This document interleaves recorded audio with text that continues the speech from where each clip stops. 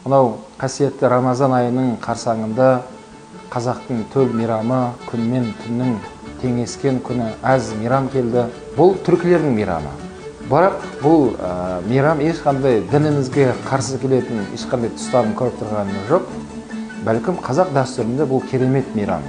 Нағыз жаңа жыл осы біздің қазақтың төл мейрамы деп бабаларымыз айтқан, қазір де біз айтып жатырмыз. Неге? Жаңа жыл жылдың басында басталды.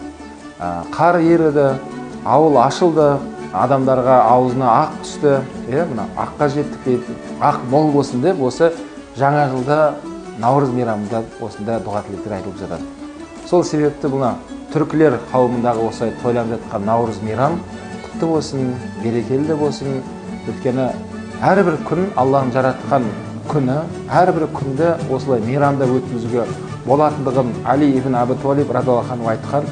Тіпті осы түркілердің осы Наурыз мейрамын көрген кезде әр күндеріңіз Наурыздай өтсін деген дұғасы бар ол кісінің. Сол себепті демек бұл Наурыз деген сөз, мұны жаңа жыл қазақтың дәстүрі бойынша Алла тағала осы Наурыздан Наурызға, Рамазаннан Рамазанға аман есен жете беруімізді баршамызға нәсіп етсін.